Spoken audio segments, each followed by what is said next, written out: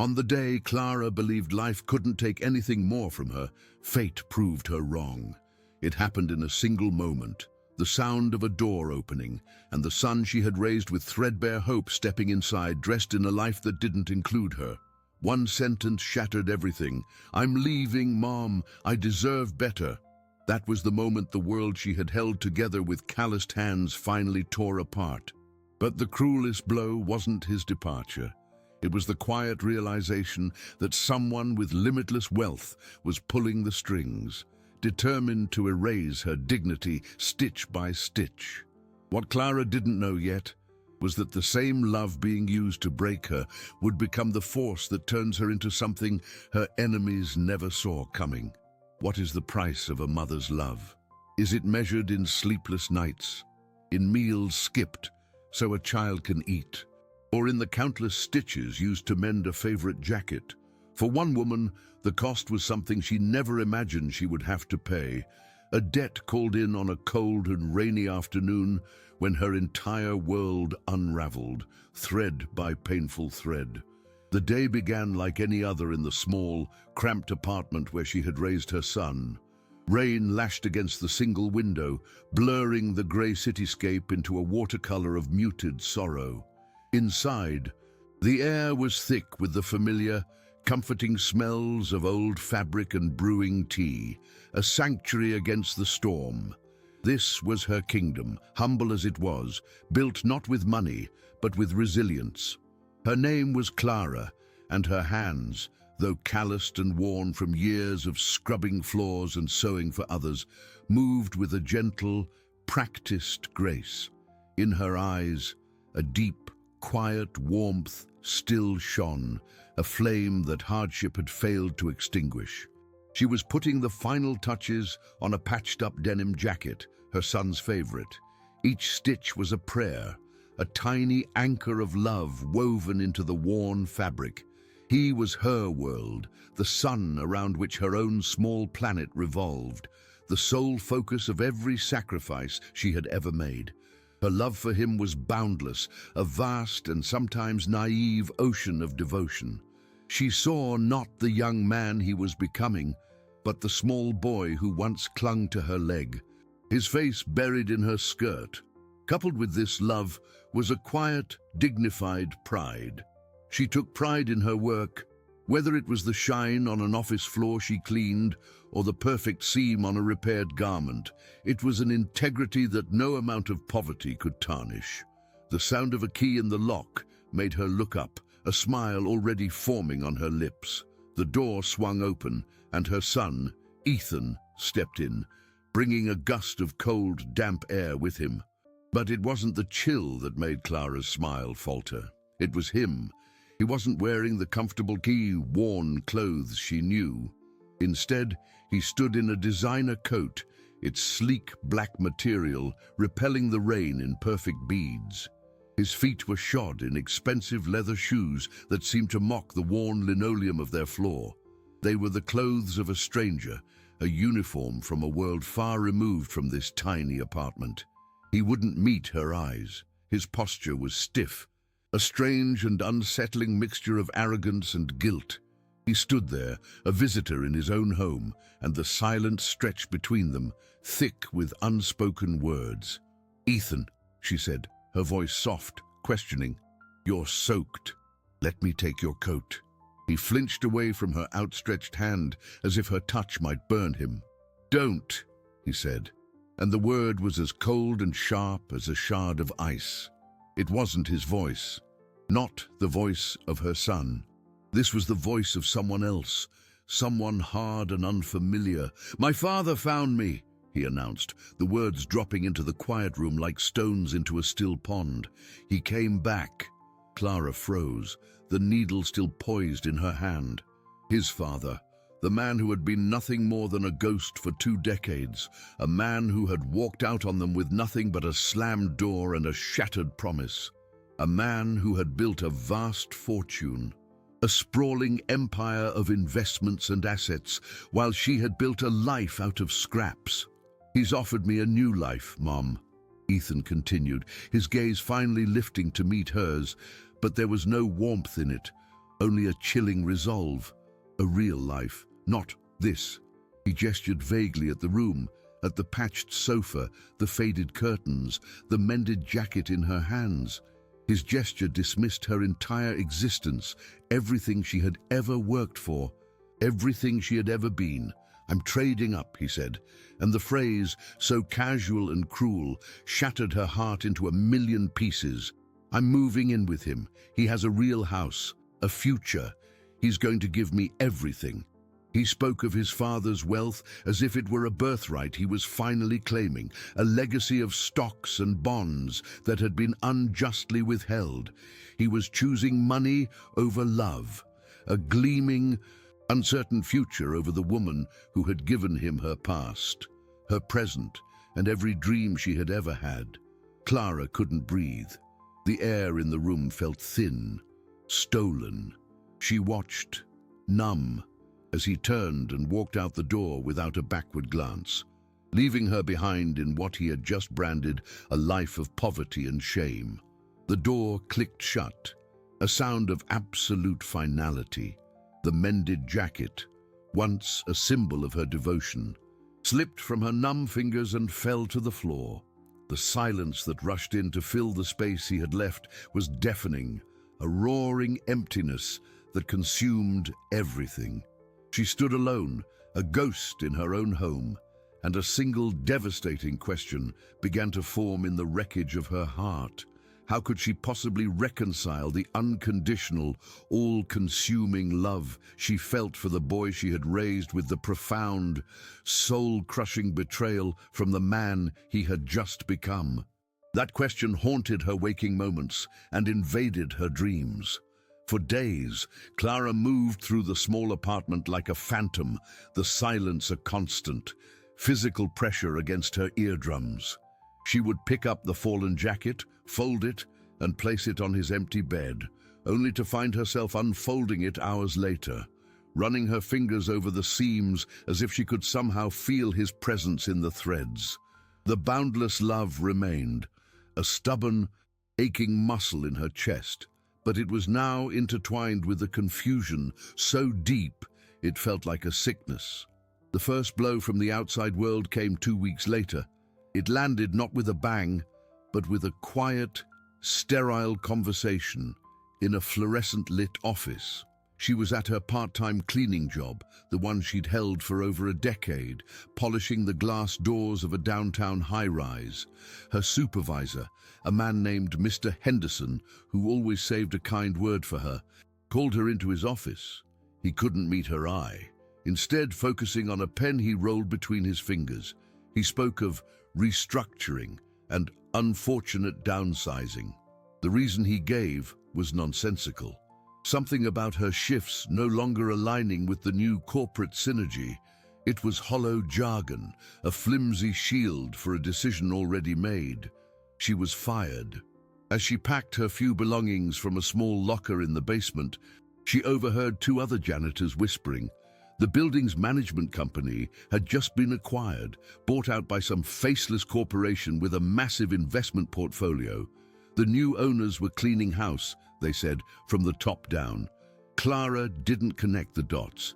To her, it was just another wave in the storm of misfortune that had become her life. The truth, however, was a far more calculated cruelty. Her ex-husband, a man whose vast fortune was built on such ruthless acquisitions, had recently absorbed the management company into his sprawling empire of assets. Her termination wasn't a coincidence. It was a message. It was the first, deliberate, calculated step to erase her, to prove that his power, his sheer volume of dollars, could reach into any corner of her life and snuff out the light.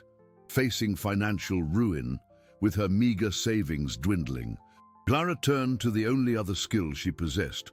She pulled out the old, rickety sewing machine that had belonged to her mother. It was a heavy, black iron beast, a relic from another era. But its rhythmic hum had been the soundtrack to her life for years. It had helped her turn scraps into clothes, patch up holes, and earn a few extra dollars doing repairs for neighbors. It was her last line of defense. For a few weeks, It worked. She took in mending jobs, her fingers flying as she fought to keep a roof over her head. Then, one evening, as she was finishing a delicate hem on a silk blouse, the machine sputtered. It gave a violent shudder, the needle jamming hard into the metal plate. A wisp of acrid smoke curled up from the motor, and then silence. A final, irreversible silence. It was more than a machine breaking. It was a symbol of her entire world, finally, irrevocably collapsing. Despair was a cold, heavy blanket. For a full day, she didn't move from her chair, simply staring at the dead machine. The city outside buzzed with commerce and life, with the flow of capital and the trading of stocks on the stock exchange. But in her apartment, time had stopped. At her lowest point, when the thought of giving up felt like a sweet release, her eyes fell upon a crumpled flyer stuck to the bottom of her grocery bag. It was for a small, dusty tailor shop in an older part of town. A place she'd never noticed before. Repairs and alterations, it read in faded letters. Old world craftsmanship. With nothing left to lose, she walked the 2 miles to the address. The shop was tucked between a pawnshop and a laundromat, its window displaying a single, beautifully tailored but hopelessly outdated men's suit. Inside, the air smelled of chalk, hot irons, and old wool. An elderly man with kind, watery blue eyes and a measuring tape draped around his neck looked up from behind a massive wooden counter. He introduced himself as Mr. Abramoff. He saw the desperation in Clara's eyes, but he also saw the skill in her hands, the telltale calluses of a lifelong seamstress. He listened to her story, his expression never changing from one of quiet empathy. He couldn't offer her a job, he explained. His business was too small, his profits too thin. But then he looked at the vast, cluttered space of his shop. "I have a corner," he said, his voice a soft rumble. "And an extra machine. It is old, but it works." He offered her a small space to do her own repairs, to bring in her own clients, for a meager share of the profits to cover the electricity. It was barely enough to survive, a pittance compared to the fortunes being made in the glass towers she used to clean, but it was a lifeline. It was a flicker of hope in the suffocating darkness. And in Mr. Abramoff, a man motivated by a simple, profound respect for true craftsmanship, she had found her first and only ally. A new, fragile rhythm began to form in the quiet corner of Mr. Abramoff's shop. The hum of the borrowed sewing machine was a steady heartbeat against the backdrop of her anxieties. Days were spent mending torn seams and replacing broken zippers. Each small repair a victory against the encroaching despair. She and the old tailor worked in a comfortable silence, punctuated by the snip of scissors and the hiss of the steam iron. He would share stories of his youth in another country, of learning the trade from his father, his words weaving a tapestry of a life dedicated to the simple dignity of a well-made garment. Clara, in turn, found herself slowly opening up, speaking of her own mother's talent, with a needle and thread. In that dusty shop, surrounded by bolts of fabric and spools of color, she wasn't a charity case or a failure. She was a craftswoman. Just as a sliver of stability began to feel real, a letter arrived at her apartment. It was a crisp, business-style envelope with no return address. Her heart leapt with a foolish, desperate hope. Ethan. Maybe he felt remorse. Maybe he was reaching out. Her hands trembled as she tore it open. Inside was a cashier's check for a small sum of money, just enough to cover a month's rent. For a single, breathtaking moment, relief washed over her. But then she saw the other slip of paper tucked inside. It was a small, typed note, cold and impersonal. The note read, "A charitable stipend to ease your transition into more suitable circumstances. It is our belief that this one-time investment will provide the necessary capital for you to establish a life independent of any further obligations." There was no signature. but she didn't need one. The venom was unmistakable. This wasn't a gesture of remorse, it was a calculated act of humiliation. It was her ex-husband framing her as a beggar, a problem to be solved with a paltry sum of his vast fortune. The final line of the note was a precise and devastating blow. Ethan is aware of this gesture and agrees it is for the best. The words blurred through her tears. Ethan's complicity was a fresh betrayal, a deeper cut than the first. He hadn't just left her, he had sanctioned her humiliation. He had signed off on this cruel transaction that reduced her life and their entire history together to a line item on his father's ledger of assets. The money, meant to feel like a lifeline, now felt like a stone, dragging her deeper into the abyss. The attacks, she now realized, were not random misfortunes. They were a coordinated campaign. The final proof came a week later. Mr. Abramov arrived at the shop, his face ashen, his usual kind eyes clouded with worry. He held an official-looking document in his trembling hand. It was an eviction notice. The building had been sold to a new corporate owner, a faceless LLC, and the rent was being tripled, effective immediately. It was an impossible sum, a death sentence for the small shop. "They are not trying to raise the rent," Mr. Abramov said, his voice heavy with defeat. "They are trying to empty the building." While Clara processed the shock, the old tailor, with a grim determination, spent the afternoon at the public library. He returned just before closing, his face set like stone. He had looked up the registration for the LLC that now owned their building. It was a shell corporation, one of many.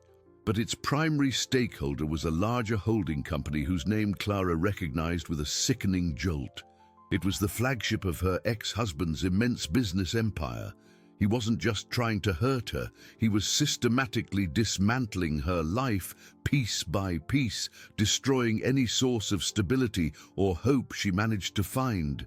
He was using his wealth not to build, but to annihilate. The obstacle felt absolute, a mountain of dollars she could never hope to climb. Defeated, she and Mr. Abramov began the heartbreaking task of packing up the shop, while clearing out a forgotten storage closet in the back. Her hands brushed against a heavy, dust-covered cardboard box. It was sealed with brittle, yellowed tape. Scrawled on the side in faded ink was her mother's name. With a sense of reverence, she pried it open. Inside, nestled among old patterns and sewing notions, was a leather-bound portfolio. She opened it, and her breath caught in her throat. Page after page was filled with unique, elegant dress designs, sketched with a confident, artistic hand. They were timeless, beautiful, the work of a true artist.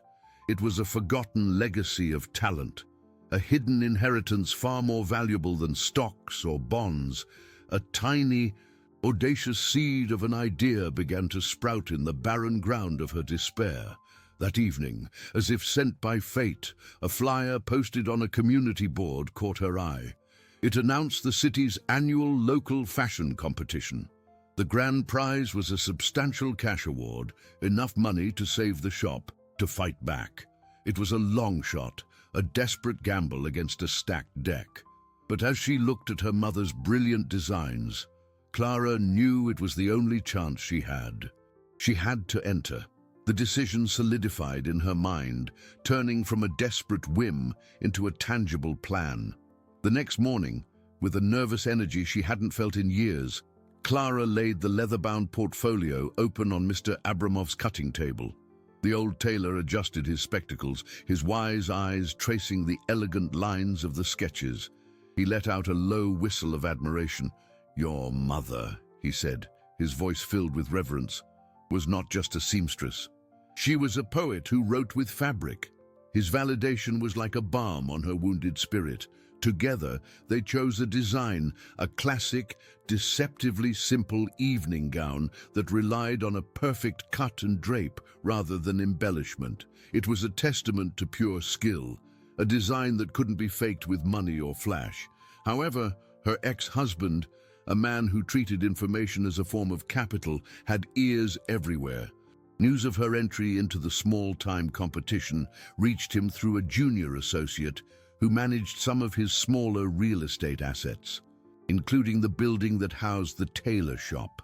To a billionaire who moved markets with a single phone call, a local fashion contest was laughably insignificant, but Clara's involvement made it personal. It was an act of defiance, a tiny weed growing through the concrete of his control. He saw it not as a pathetic attempt to survive, but as an opportunity for the ultimate public humiliation. He would not just defeat her, he would obliterate her on a stage of her own choosing. He summoned Ethan to his penthouse office, a sterile space of glass and steel overlooking the city. Ethan, now accustomed to the dizzying heights and the endless flow of his father's wealth, still felt like an actor on a set. His father didn't ask. He informed, "There's a local design competition." "A good PR opportunity?"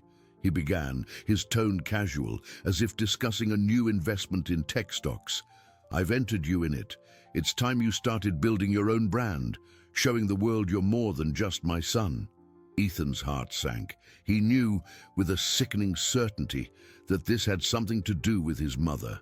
But to protest was to risk the entire gilded life he had chosen.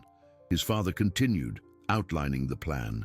A team of top-tier professional designers, the kind who dressed celebrities for red carpets, had already been hired.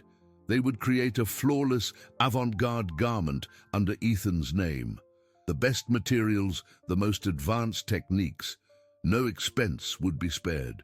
"This isn't about winning a small prize," his father finished, a cold smile playing on his lips. "It's about making a statement. It's about showing the difference between legacy and luck, between real power and hobbies." The unspoken message was clear. He was going to crush Clara, and he was forcing his own son to be the face of that destruction. Clara, oblivious to the storm gathering against her, poured her entire soul into the dress. The hum of the borrowed sewing machine filled her nights, a sound of creation against the city's indifferent roar. Mr. Abramoff became her shadow, her mentor, her quiet cheerleader. He would bring her tea, offer advice on a difficult seam, and share stories of his own past triumphs and failures.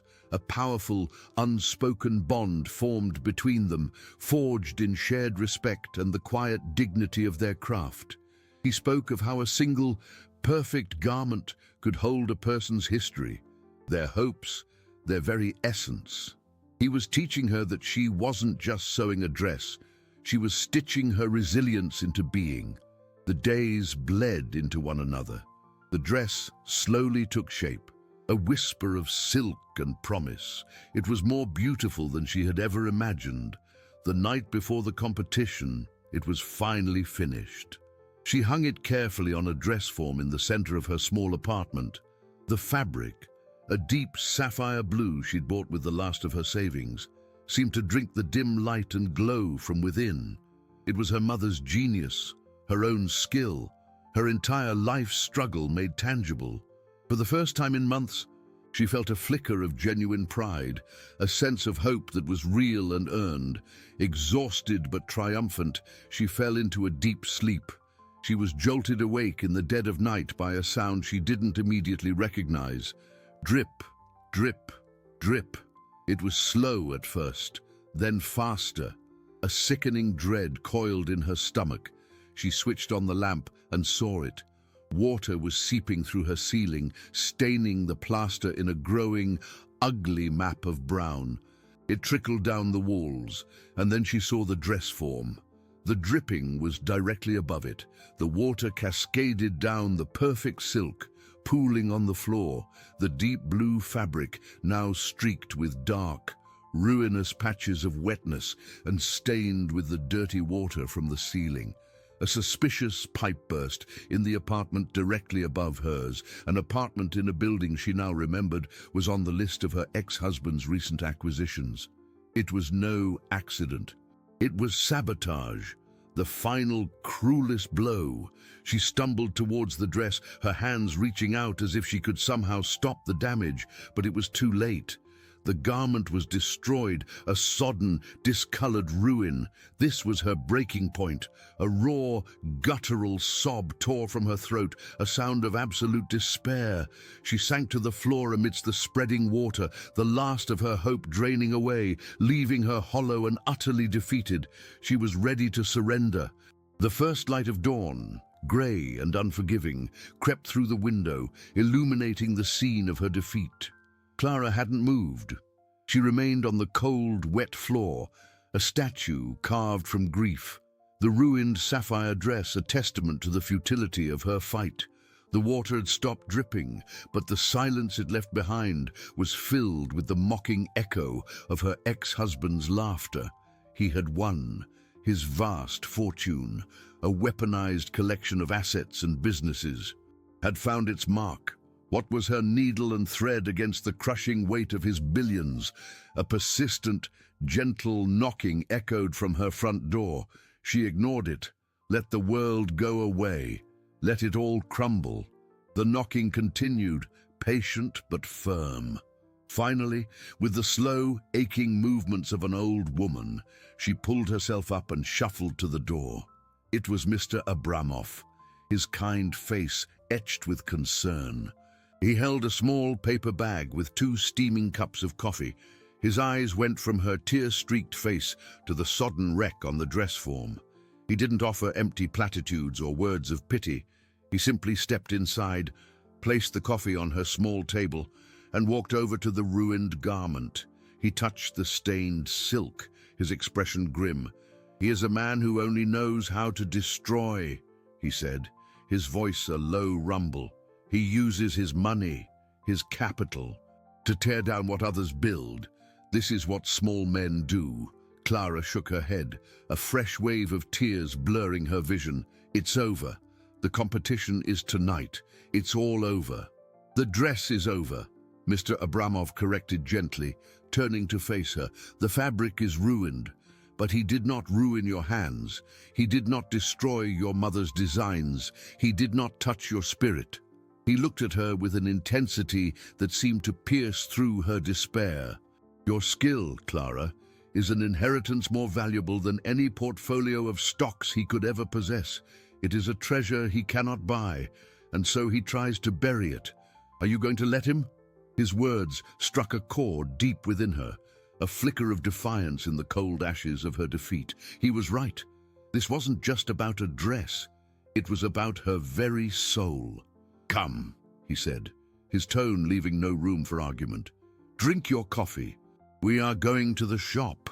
In the dusty, familiar comfort of the tailor shop, Mr. Abramov began rummaging through the back storeroom, muttering to himself. There was a bolt of fabric. My wife. She bought it years ago, for a special occasion that never came. He moved aside old boxes and forgotten projects, and then he stopped. "Ah," he breathed out. He pulled out a long, heavy roll wrapped in protective linen. With a reverence usually reserved for sacred objects, he unrolled it on the cutting table. It was silk, but unlike any Clara had ever seen. It was the color of moonlight on water, a luminous, shimmering silver that seemed to possess its own inner light. It was high quality, impossibly smooth, a fabric meant for royalty. "He thought he could drown you in dirty water," Mr. Abramov said, his voice thick with emotion. "So you will show up dressed in light." A fire, fierce and cleansing, ignited in Clara's chest. It was the fire of righteous anger, of a woman who had been pushed too far. With less than 24 hours to go, she grabbed her mother's portfolio and a pair of shears. There was no time for a new design. She would have to adapt to create something new from the ashes of the old, simplifying the pattern, relying on the sheer beauty of the material and the precision of her cut. Her hands, which had been numb with despair only hours before, now flew with a desperate, renewed purpose. She wasn't just sewing, she was fighting. Every stitch was a word of defiance. Every seam was a line drawn in the sand. The hum of the machine was no longer a sound of quiet labor. It was a battle cry, The sun climbed the sky and began its descent, but Clara didn't notice. The world outside the shop window ceased to exist. There was only the fabric, the needle, and the burning will to not just survive, but to triumph. The competition venue was a world away from the quiet dustiness of the tailor shop. Backstage was a chaotic symphony of hissing hairspray, frantic makeup artists, and the nervous energy of young, ambitious designers. Clara, in her simple, hand-sewn dress, was an island of calm in the storm. She felt no rivalry, no ambition for fame.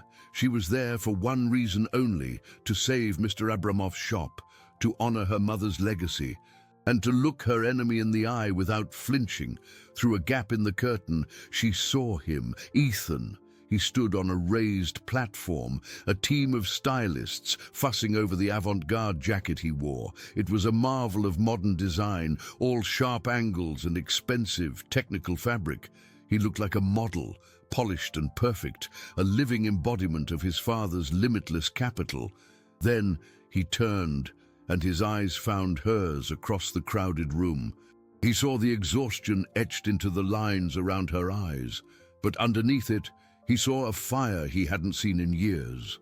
It was the same fierce, protective fire he used to admire when he was a child, the one that made him feel safe and loved. He looked at her dress, the one she had made with her own hands in a single, desperate day. The moonlight-colored silk seemed to glow, a simple, elegant statement of defiance. And in that moment, the designer garment on his own back felt hollow, a meaningless costume bought with someone else's money. The pride he had been trying to feel all evening curdled into a familiar, sickening guilt. When Clara's turn came, she walked onto the stage with a quiet dignity that commanded attention. She didn't have a flashy presentation or a rehearsed speech. She simply stood as the model wearing her creation walked the runway. The dress flowed like liquid silver, its perfection lying in its simplicity. Some of the judges, accustomed to spectacle, looked unimpressed, but one, a renowned local designer named Isabelle Dubois, a woman known for her classic, timeless aesthetic, leaned forward, her eyes narrowed in deep concentration. The grand prize, the cash award that would have saved the shop, went to another designer. A wave of disappointment, sharp and bitter, washed over Clara. For a moment, she thought it had all been for nothing. Then Isabelle Dubois stood up and took the microphone. "Tonight, we saw a lot of fashion," she said, her voice clear and authoritative, "but rarely do we see true spirit. There is one design here tonight that tells a story of resilience, of legacy, and of impeccable craftsmanship. It doesn't shout, it sings."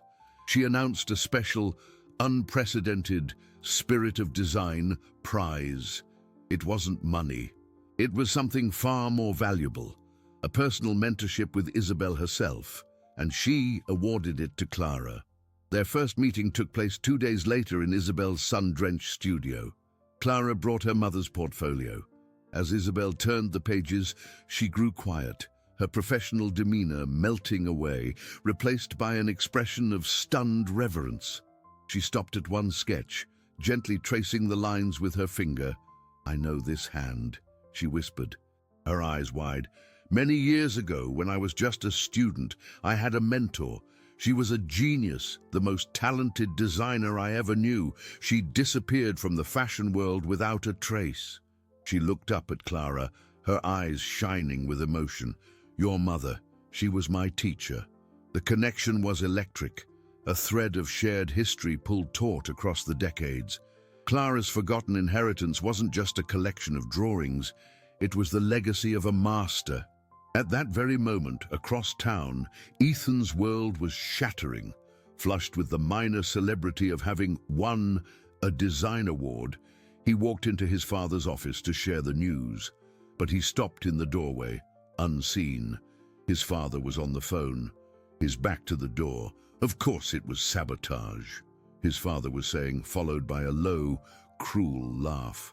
"The plumbing accident was a beautiful little investment. Minimal cost, maximum psychological impact." There was a pause. The boy, oh, he was perfect, a useful pawn, stood there with his designer jacket like a prize pony. He's so desperate for this fortune. He'd do anything. He has no idea he's just another one of my assets in this game. The words struck Ethan with the force of a physical blow.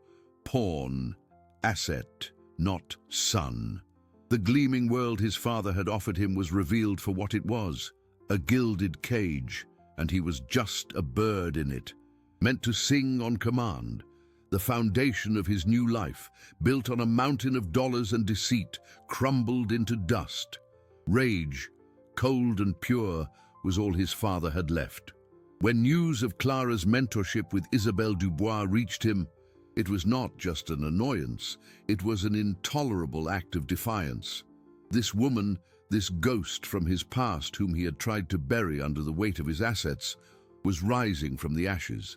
He saw her success not as her victory, but as his failure, a flaw in his otherwise perfect strategy of acquisition and control. He decided to leverage the only tool he truly understood: money. He arranged a meeting with Isabelle Dubois at a high-end restaurant, a place where multi-million-dollar deals were signed over lunch. He arrived flanked by lawyers, treating the meeting like a corporate takeover. He didn't waste time with pleasantries. He laid out an offer that would have made any other designer's head spin. A blank check to fund her entire next collection, international distribution, a marketing budget that rivaled that of global luxury brands. The investment was staggering. The only condition, he said, his voice smooth as polished granite, is that you terminate your charitable project, the mentorship with Clara. Her association is a liability to a brand of your stature. Isabelle listened, her expression unreadable. She stirred her tea, the tiny clink of the spoon against porcelain, the only sound for a long moment. Then she looked at him, her eyes clear and direct. Your ex-wife's mother, Isabelle began, her voice quiet but firm, was my mentor. She taught me that design isn't about capital or market share, it's about integrity. It's a legacy you can't buy on the stock market. She pushed the unsigned contract back across the table. My answer is no. And I find your attempt to use your fortune to bully a woman you've already tried to destroy utterly contemptible. Infuriated by her refusal, he made his final, fatal error. You'll regret this, he hissed, his composure cracking. I can buy this entire city block and have you out on the street by morning. But Isabelle was prepared. She had suspected his motives. She not only refused his offer, but she made sure the story of his blackmail attempt, complete with his threats, was leaked to a prominent financial journalist. The story broke the next day, a viral firestorm. The narrative was devastating. A billionaire tycoon, known for his ruthless business practices, caught trying to crush his impoverished ex-wife. A budding designer out of sheer spite. It was a story of David versus a monstrous Goliath, and the public, along with his investors, reacted with fury. His company's stock plummeted. Board members called for emergency meetings. His carefully constructed reputation as a brilliant, if ruthless, businessman was irrevocably tarnished, replaced by the image of a petty, cruel bully. The resolution for Clara was not a sudden, explosive victory. It was a quiet, hard-won transformation. With Isabelle's guidance and the rediscovered patterns of her mother, she didn't just save the old tailor shop, she resurrected it. She secured a small business loan, not with collateral of property or stocks, but with the strength of her talent and Isabelle's powerful endorsement. She launched her own small, independent fashion label, naming it Eleonora, after the mother whose genius had been her hidden inheritance. The humble shop was reborn. The dusty, forgotten space became a vibrant workshop. Sunlight now streamed through clean windows, illuminating bolts of beautiful fabric, whirring sewing machines, and the focused faces of the 2 young interns she had hired. Her success was not a gift or a miracle, it was forged in the crucible of her suffering, built stitch by painful, deliberate stitch. The final scene takes place 6 months later. The Eleonora workshop is thriving. The air smells of fresh-cut fabric, hot coffee, and new beginnings. Orders are coming in from boutiques across the country. Clara is at her cutting table, a look of serene focus on her face. The door opens, and a soft bell chimes. She looks up. It's Ethan. He is no longer wearing designer clothes that screamed of wealth and status. He is dressed in a simple, clean work shirt and jeans. He has left his father's world of empty opulence. He stands in the doorway, his shoulders slumped, the arrogance gone, replaced by a deep, hollowed-out shame. He doesn't ask for forgiveness. He knows he has not earned it. He doesn't offer excuses. Instead, his eyes find a broom leaning against the wall. He picks it up and, without a word, begins to sweep the floor, his movements slow and deliberate. It is a silent plea, an act of penance, a request to be allowed to start over, to earn back a place in the world he so foolishly abandoned. Clara watches him, her heart a tangled knot of emotions. There is no triumphant smile on her face, no rush to embrace him. Her expression is one of weary, cautious hope. The ultimate victory was hers, a life rebuilt not in spite of her pain, but because of it. The healing had just begun, and it would be on her terms, one stitch, one day at a time. The rhythmic scrape of the broom against the polished wooden floor was the only sound that broke the silence. Each stroke was a deliberate, measured act, a stark contrast to the chaotic whirlwind of betrayal that had brought him to this point. Clara stood motionless, her scissors still in hand, the cool weight of the steel, a familiar anchor in the sudden, churning sea of her emotions. She watched her son, this stranger wearing her son's face, as he worked. He didn't sweep with the easy carelessness of a boy doing a chore. He swept with the desperate focus of a man trying to erase a stain from his own soul. Her two young interns, who had been chatting quietly by the sewing machines, fell silent, their eyes wide as they exchanged uncertain glances. In the corner, Mr. Abramov, who had been inspecting a new bolt of linen, slowly lowered his spectacles and simply observed, his old eyes missing nothing. He understood this was a moment that belonged to Clara alone, a chapter only she could write. Clara's mind, however, was not on the future. It was a kaleidoscope of the past. She saw Ethan as a small boy, proudly sweeping their tiny apartment kitchen, his small hands barely able to manage the handle. She saw him as a teenager, his eyes shining as he talked about his dreams, dreams that had nothing to do with the vast, cold fortune of a father he barely knew. And she saw him in that designer coat, his face a mask of contempt, uttering the words that had shattered her world. The man with the broom was an amalgamation of all three, and she didn't know which one was real. She thought of his father, the billionaire whose entire existence was a frantic accumulation of assets, of stocks and bonds, of companies and buildings. A man who saw human beings as entries on a balance sheet, liabilities to be managed or pawns to be sacrificed. He had tried to crush her with the sheer weight of his dollars, to prove that his immense wealth was the ultimate power, but he had failed. He had not understood that her inheritance wasn't one of property or funds, but of spirit. The true treasure was not locked in a vault or traded on the stock exchange. It was held in the memory of her hands, in the legacy of her mother's designs. Ethan finished sweeping the main floor and paused, his shoulders hunched. He looked around, his gaze falling on a pile of discarded fabric scraps near the cutting table. He moved towards them, knelt, and began to sort them by color and texture, his movements still precise, still silent.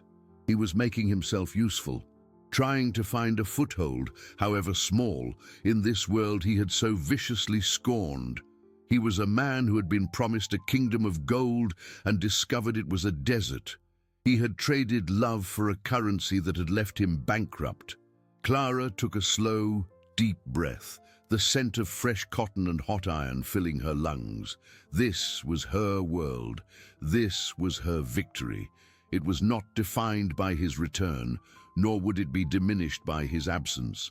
Her success was not a weapon to be used against him, but a shield she had forged for herself.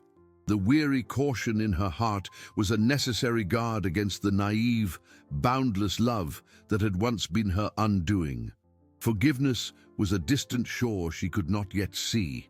She walked slowly towards him, the sound of her soft-soled shoes on the floor causing him to flinch, though he did not look up. She stopped a few feet away, looking down at his bent head. At the dark hair she had ruffled 1,000 times. The words of forgiveness, of welcome, would not come. They were not yet true. Instead, she spoke with the quiet authority of a woman who was now, finally, the master of her own life. "The delivery from the mill arrived this morning," she said, her voice even and steady. "The bolts are heavy. They need to be carried to the back and catalogued." It was not an embrace. It was not an absolution. It was a task. A simple, practical and heavy task. It was not a promise of a future, but a possibility of a present. It was a single stitch in a vast, torn tapestry, a tentative beginning to a repair that might take a lifetime. Ethan's hands stilled over the scraps of silk and wool. He slowly raised his head, and for the first time, his eyes met hers. In them, she saw the ruins of his arrogance, the ghost of his shame, and a flicker of something she had not seen since he was a boy, a desperate, drowning hope. He nodded once, a sharp, jerky motion, unable to trust his voice. He pushed himself to his feet and walked towards the front of the workshop where the large, fabric-wrapped bolts stood waiting, ready to bear the weight. Clara turned back to her cutting table, picking up her shears. Her hands were perfectly steady. The hum of the machines, the quiet chatter of her interns resuming their work, the rhythmic thud of the heavy bolts being moved in the back. This was the new soundtrack of her life. Her net worth was not measured in euros or cryptocurrency, but in the resilience she had discovered, the community she had built, and the art she was creating. She had faced the worst of one man's malice, a malice funded by an endless flow of cash, and she had not only survived, she had transformed. She had learned that true wealth was not something you could inherit or acquire. It was something you had to build, from the inside out, one painful, beautiful stitch at a time. Her ex-husband had tried to define her net worth in dollars, to reduce her life to a line item on a balance sheet of his assets and liabilities. He operated in a world of stocks, cryptocurrency, and leveraged buyouts, a world where human beings were just capital to be deployed. He had a vast fortune, a portfolio of businesses and real estate that spanned the globe, but in the end, his wealth had made him poor in the only ways that mattered. He was isolated in his glass tower, surrounded by employees he paid but couldn't trust. His victory a hollow echo in empty rooms. He had won 1,000 ruthless negotiations, but had lost the one person who had ever truly loved him, and in his cruel game, had sacrificed his own son's soul for a petty victory that turned to ash in his mouth. Ethan, meanwhile, was discovering the crushing weight of real labor. The bolts of fabric were heavy, awkward, and his designer soft hands were not accustomed to such work. Each trip from the front of the shop to the back storeroom was a small pilgrimage of penance. He was not earning a salary, he was trying to earn a place. He was not building capital, he was attempting to rebuild character. This was a different kind of investment, one with no guaranteed returns, where the only dividend might be a quiet nod of acknowledgement from the woman he had so profoundly wronged. As the afternoon light softened, casting long shadows across the workshop floor, Mr. Abramov walked over to Clara's table. He placed a cup of hot tea beside her hand, his eyes following her gaze toward the back room, where Ethan was now meticulously organizing spools of thread. "The young learn lessons the hard way," the old tailor said softly, not as a judgment, but as a simple statement of fact. Sometimes, they must lose everything to understand what is of value. Clara nodded, her fingers tracing the outline of a new design on the paper before her. Value, she repeated, the word tasting different now. It wasn't about the price of gold or the fluctuating cost of Bitcoin. It was the heft of a well-made tool in her hand, the loyalty of a good friend, the quiet pride in seeing her mother's name, Eleonora, stitched into a beautiful garment. It was the freedom to create, to build, to heal. Her life was no longer about survival. It was about creation. The shop was more than a business. It was a community, a sanctuary built on shared respect and a love for the craft. It was a testament to the idea that true power wasn't in demolition, but in construction. It wasn't about acquiring assets, but about building a life. As the day ended, Ethan finished his work. The storeroom was organized, the floor was clean, and every task he could find was done. He stood uncertainly near the door, his hands hanging awkwardly at his sides. He looked at his mother, his expression a silent question for which he had no right to expect an answer. Clara looked at him, really looked at him, for the first time without the blinding pain of betrayal. She saw the boy she had raised, lost beneath layers of greed and fear, now tentatively finding his way back. The path to forgiveness was long and unmapped, but for the first time she could see it might exist. "Lock up when you're done," she said, her voice gentle but not yet warm. "Mr. Abramov and I are going to get dinner." It was a simple instruction, but within it lay a universe of meaning. It was a flicker of trust. It was an acknowledgement of his presence. It was the first tentative stitch in mending a tear that had seemed irreparable. Ethan's shoulders relaxed almost imperceptibly, and he gave another small, grateful nod. Clara walked out of the shop and into the evening air, the old tailor by her side. She looked up at the sky, a vast canvas of deepening blue and soft pink. She had not won a great fortune. She had not inherited a kingdom. Instead, she had reclaimed something far more precious, herself. Her victory was quiet, personal, and absolute. A life remade not from gold or stocks, but from the unbreakable thread of her own spirit. If you were moved by this story of resilience and the true meaning of wealth, please give this video a like and share it with someone who might need to hear it.